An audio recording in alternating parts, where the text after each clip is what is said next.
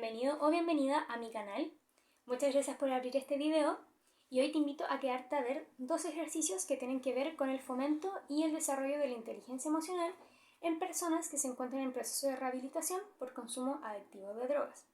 Es por esto que mi video va dirigido especialmente a psicólogos o psicólogas que se encuentran trabajando con pacientes que se encuentran en proceso de rehabilitación por una adicción a drogas, ya que estos ejercicios pueden ser un complemento muy positivo para este acompañamiento y seguimiento de la rehabilitación.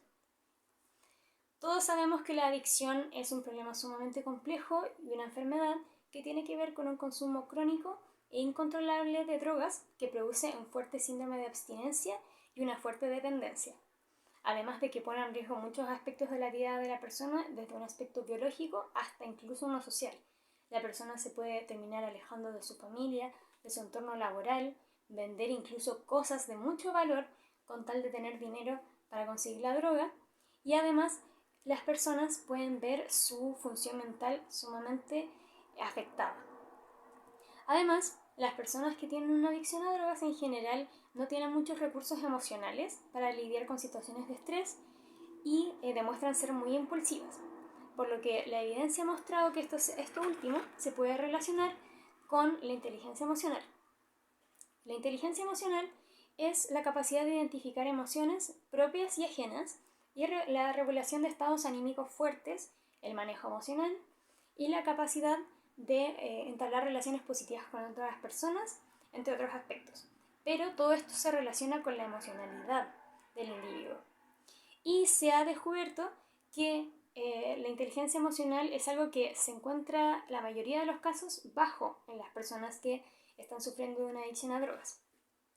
Es por esto, y además porque es sumamente importante trabajar no solo desde la abstinencia, sino desde los problemas de base que puedan tener las personas a un nivel emocional, que yo vengo aquí a mostrarle estos ejercicios, que están sumamente enfocados en esto, en fomentar la inteligencia emocional, en trabajar desde la emocionalidad y ayudar a que la persona pueda trabajar con las emociones, que es algo que tiene día a día y que puede afectar de manera sumamente importante en su vida, ya que a partir de las emociones tomamos decisiones y muchas veces las personas que consumen drogas, a veces por no poder regular emociones muy fuertes, van a consumir para poder evitar estas emociones, como por ejemplo el enojo o la tristeza.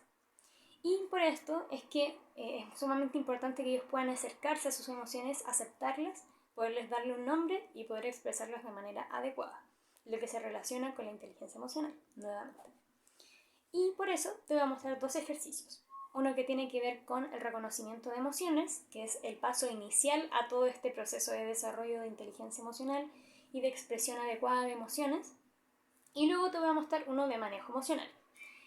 Claramente el primero es la base para el segundo y estos son complementos. Esto puede que no haga un gran cambio, pero pueden ayudarte mucho con pacientes que puedan necesitar de actividades para acercarse más a sus emociones. Por lo que también te invito a que si quieres ver en detalle los ejercicios, vayas a la cajita de la descripción y abras los links que te voy a dejar, ya que ahí se encuentran unos documentos donde tengo en detalle las actividades, pero aquí claramente las voy a explicar para ti. La primera actividad tiene que ver con esta mano, que puedes hacer que tu paciente la dibuje o se la puedes entregar impresa, pero yo igual recomiendo dibujarla porque también hace que la persona se sumerja más en la actividad y sea un poco más entretenida. Y bueno, dibuje su mano y luego escriba aquí sensaciones, pensamientos, comportamientos, expresiones faciales y emoción o emociones. ¿Qué busco con esta actividad? Que la persona primero deba rememorar una situación que puede ser importante para esa persona, que no haya tenido claro cómo se sintió, por ejemplo.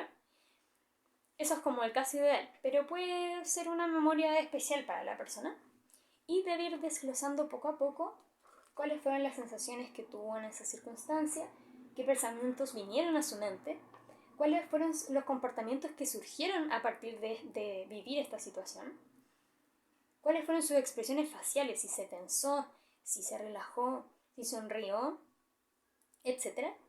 Y luego a partir de esto debe poder identificar qué emoción o qué emociones sintió.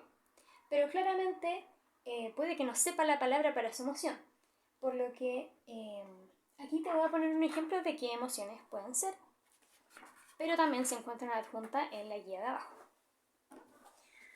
Aquí hay un ejemplo concreto de una situación que podría pasar, y es que, por ejemplo, a mí, antes de presentar un trabajo que tuve que hacer hace un mes más o menos, me pasó que mis sensaciones fueron que sentí hormigueo en mis manos y también sentía el estómago muy muy apretado, sentía como un vacío. También me acuerdo que en mis pensamientos estaba esto de ¿saldrá todo bien? ¿Saldrá todo bien en esta presentación? ¿No me equivocaré? ¿No me trabaré? ¿No diré otras palabras? ¿O me pasaré del tiempo? Luego, dentro de mis comportamientos, me acuerdo que no podía dejar de mover la pierna. Yo era consciente de ello, pero no podía dejar de hacerlo. Y también me frotaba a veces las manos, estaba así. O me tocaba la cara, pero no podía estar quieta. Y luego, en mi expresión facial, me acuerdo que tenía la boca apretada, así. Y también tenía las cejas un poco fruncidas, estaba como así, muy tensa. Y la idea es que al final uno pueda decir cuál es la emoción que se asocia a esto. Por ende, yo aquí puse una lista de palabras que pueden reflejar cuál fue mi emoción o cómo me sentía. Aquí tengo nerviosa, feliz, triste, enojada, nostálgica, y en base a todo esto yo puedo decir feliz no estaba claramente, triste tampoco, porque me encontraba con mucho movimiento. En general, cuando uno está triste uno está un poco más bajo de energía, está más tranquilo. Enojada tampoco y nostálgica tampoco. Y yo creo que me sentí nerviosa, por lo que esa fue mi emoción o cómo yo me sentí. La idea es que esta actividad sea acompañada. Entonces, por ejemplo, si la persona no sabe qué palabra de las que se encuentran en la guía o de estas fue la que sintió, es rol del psicólogo que pueda ayudar a la persona y guiarla o hacerle o darle pistas de yo creo que todo esto podría significar esta emoción, quizás, o quizás sintió más de dos emociones, o la persona no sabe qué significa esta palabra, por ejemplo, qué es estar triste o qué significa. Entonces ahí es cuando entra el psicólogo, o sea, tú que estás viendo este video, y puedes guiar a la persona a través de esta actividad para que pueda poco a poco reconocer sus emociones y en qué situaciones las tiene. Ahora bien, te voy a mostrar el segundo ejercicio que tiene que ver con el manejo emocional.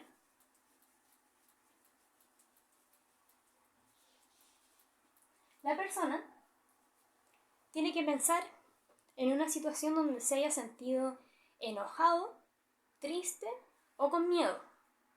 Y tiene que pensar en cómo reaccionó a esa emoción. Se supone que la persona en esta etapa ya sabe identificar en qué situaciones siente estas emociones, qué representan estas emociones y cómo las vive. Por lo que tiene que anotar cómo reacciona. Por ejemplo, si el paciente dice que cuando lo insultan, golpea a la otra persona porque siente rabia, es decir, tuvo la emoción de rabia, se encontraba en una discusión y lo insultaron verbalmente. Y la persona, por su rabia,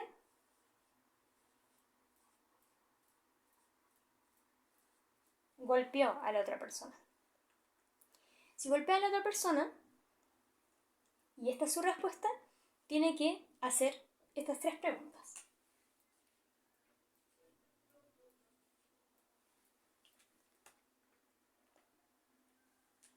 Primero, en su respuesta se generó algún daño físico o emocional a sí mismo.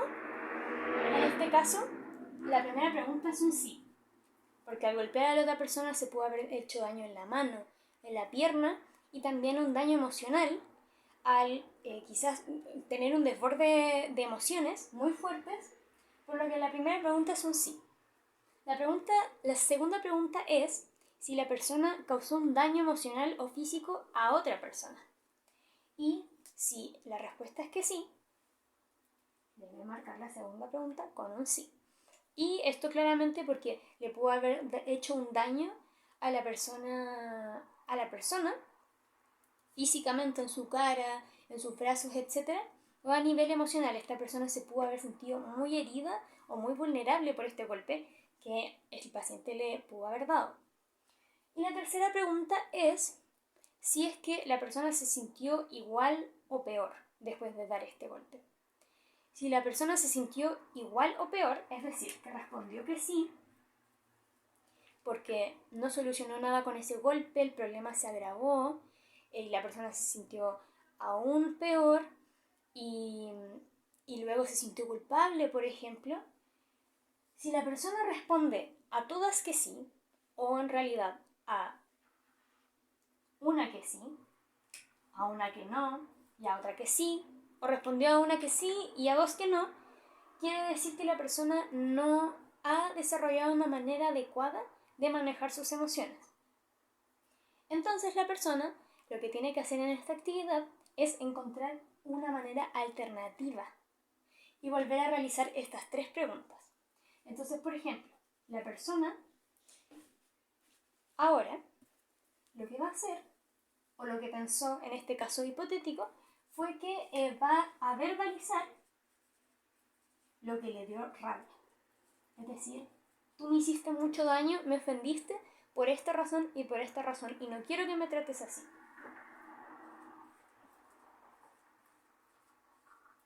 Puede ser verbalizar su enojo, poner límites. Y luego tiene que volver a hacer estas preguntas. La primera es si se generó un daño físico o emocional a sí mismo. No, porque de hecho, por ejemplo, a veces las personas retienen sus emociones y eso les hace más daño a largo plazo, pero aquí la persona las expresó y de manera asertiva. Puso límites y pudo explicarlo sin insultos o quizás sin gritar su enojo. Lo que es muy importante porque la emoción hay que expresarla, pero siempre hay que tomar en cuenta cómo se expresa. Entonces, si no se hizo un daño a sí mismo de una manera emocional o física al realizar este método, la respuesta es no. La segunda pregunta nuevamente es si al reaccionar de esta manera la persona le hizo un daño emocional o físico a la otra persona. Y la respuesta en general debería ser que no, porque lo expresó de manera adecuada. Y de hecho la primera persona partió insultando. Entonces, si es que se llegara a enojar por poner límites, por ejemplo, demuestra que la otra persona está equivocada, pero que uno está actuando asertivamente. Y la tercera pregunta es si se sintió igual o peor que reaccionando de esta manera. Y lo más probable es que la persona diga que no, porque pudo expresar lo que sentía.